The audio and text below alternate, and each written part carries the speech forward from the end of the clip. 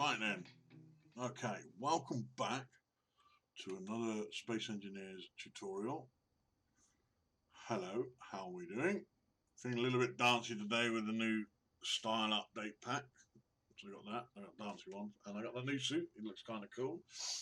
So, this episode is episode 9, and we're going to talk about ship variants. You're going to spend most of your time building, designing ships. They're pretty much the core of the game. You will, of course, be building bases and structures and things, but mostly ships. And there are many, many types.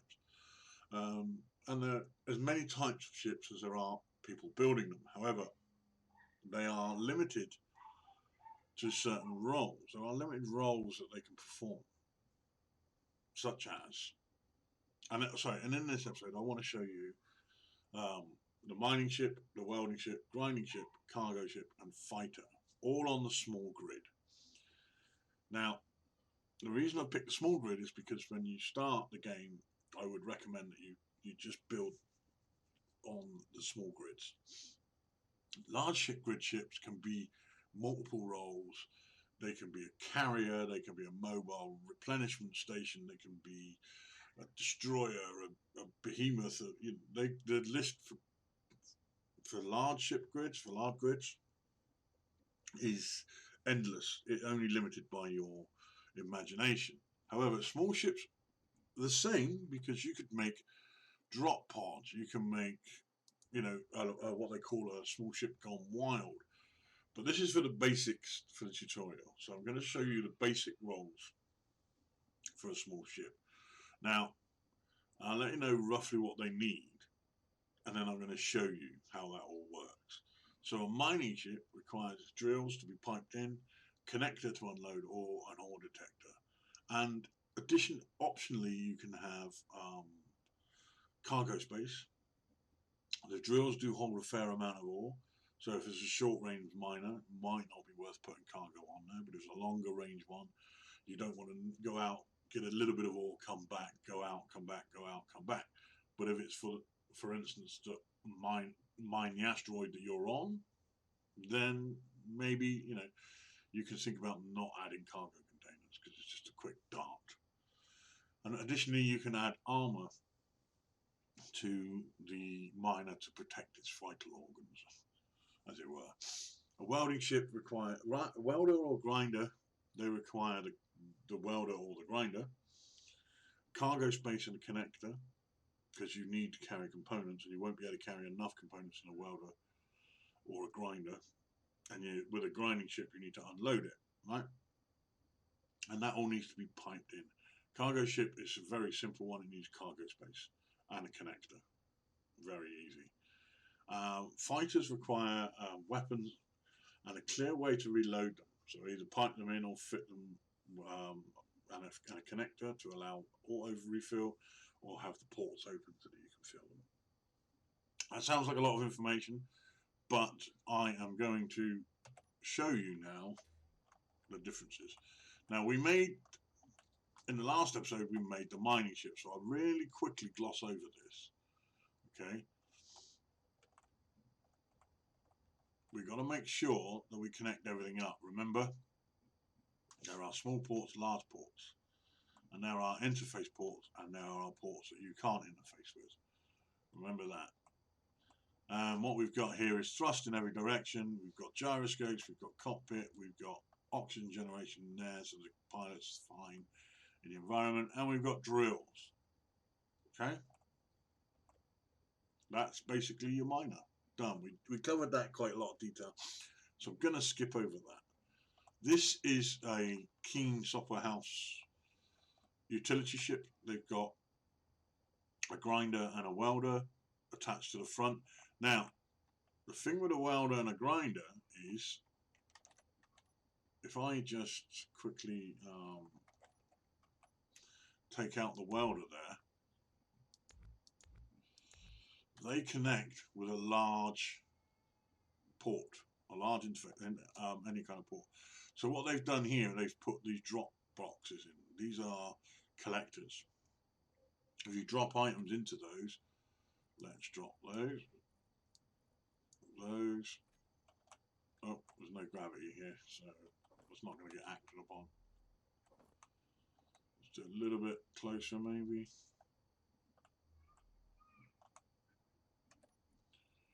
Just drop those. There you go. Now they get sucked straight in. That's what a collector does. I don't tend to use many collectors because I don't have many ship designs for them, but you can use them. But either way, you need a large pipe to connect because some items won't go through a small port. So that's why a grinder and a welder both connect with a large port. Okay, very, very simple.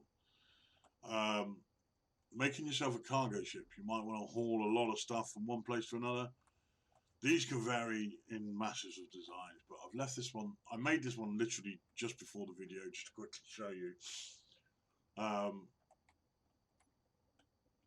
As long as they are connected up, okay, like so.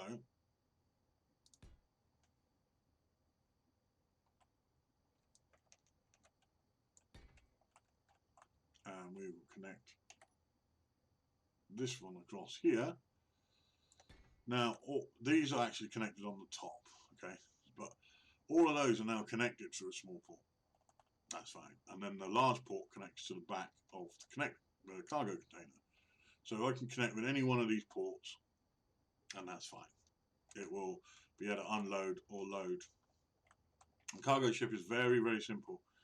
It requires the basics that we talked about: thrust, gyro, cockpit, power, those things that we spoke about last week or last episode. This one's got 2 oxygen tanks and an oxygen generator because it's going to be a hauler, it could be long distance, blah, blah, blah. Okay, very, very simple. A cargo ship is the simplest thing to build. You just strap a load of cargo containers. You don't have to build these the way that I'm building them, okay? This is just a very quick design that I made earlier on. Excuse me. Okay, and then the last kind of one we want to look at is fighters. Now, fighters are unique in a sense that they require a lot more planning. They require a lot more design ideas. Because first thing first, do you want to have heavy armor or light armor? A light armor fighter is going to be a lot more agile, but it won't be able to take a lot of damage. A heavy armor fighter will be able to sustain itself in a battle, but it's not going to be quite so agile because it's heavier. Or if you're using heavy armor, you're going to need to strap a lot more thrust to it. Now this is the one I showed you for the hydrogen demonstration. I'm going to go a little bit more into this design. Okay, because this one's got a bunch of features. It's got turrets, which are automatically targeting turrets on each side. It's got missile launchers, which are reloadable missile launchers. That's important. And it's got Gatling guns. Those are the 3 types of weapon. Now, if we go into G and look at block weapons, there is a missile turret. There is a rocket launcher. There is a interior turret as well. There are extra weapons. Now, the reason I haven't used these is because they are very difficult. Some of those are very difficult to reload on a small grid. So let me show you over here. I've painted it red so that we can see some of the pipe work that I had to do. Right? Now, this is a section off the side of that ship and the cockpit. Okay, so this is one of those automatic turrets I spoke to you about, and it's connected to a connector on a large port, which goes through, and the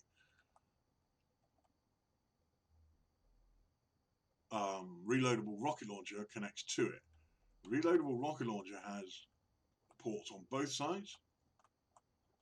This is just a spacer. You can get those. They're just a frame. And I needed that just for the sizing. Otherwise, it was like half a block. Because I'm using the reloadable rocket launchers, it wasn't quite the right size.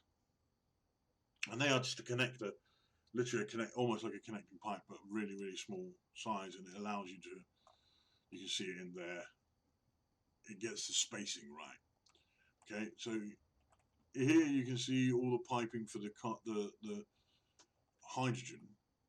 So this would attach, that piece there attaches here. So the hydrogen goes through there, the oxygen goes through there, the rocket launchers, everything all goes through this center core, which comes through here. And these Gatling guns have, let me show you, let me put that up. A Gatling has 2 ports, one on the top or the bottom or the sides, depending on your rotation. So you need to plan for that. You need to figure out where you're going to put all of your ports. And as you can see, just from adding one, going from a simple mining ship or a cargo ship where we just line up, this is a lot more complicated. Okay, I've got connectors going in there into these. Okay, I've deleted a few blocks I shouldn't have done maybe, but you get the idea. The connectors, the ports go into the connectors go into these big connectors, and all of this connects together. One goes through the cockpit. Inside here is more oxygen generators and tanks, because we need to build a lot of oxygen, a lot of hydrogen when we're using the hydrogen engines on it. And then it all comes through to this connector. So when I connect this ship, which is in this form, to the base, it will refill all my ammo, and it will refill all my rockets, it will refill all my hydrogen, my ice, everything. So let me just show you really quickly the why, a lot of the reason why I've designed this the way I have. Okay, so this thing's got 8 Gatlings on the front, and they are spaced out, but watch what happens when I fire it. It gives a wave across the front. So when I'm moving and dogfighting, that's a wave of ammo, right? But I can also go into a camera view, which is in the front. You see? You can't see a lot in that camera view, but you can line up quite well. Okay? And again, with the rockets, they're lined up so that they go straight in front of me. So I don't have to worry about aiming. I just aim the nose at what I'm firing at, or whether what I'm firing at is going to be, and that's that. The auto cannons on the side are designed for fast little drones that get past me, or missiles that are incoming, and it will take those down. So they're like a point defense. So this thing's got everything. It's got heavy armor. It's got lots of armament.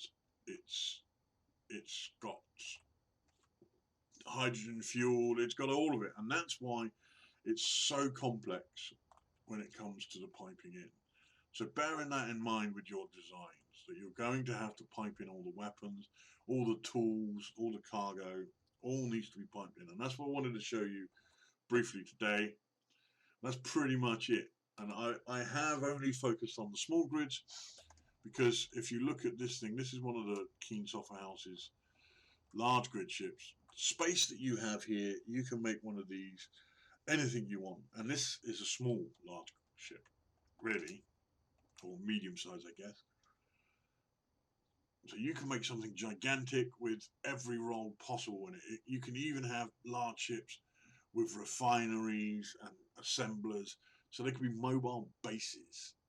Okay, you can have a carrier that can carry 20 or 30 fighters or miners and welders and stuff. Yeah, the limitations are the limitations of this game are really just your imagination. However, there are obviously, once you start getting really big, really big and complicated, your computer will slow down. Okay, but what you can build is only up to your imagination.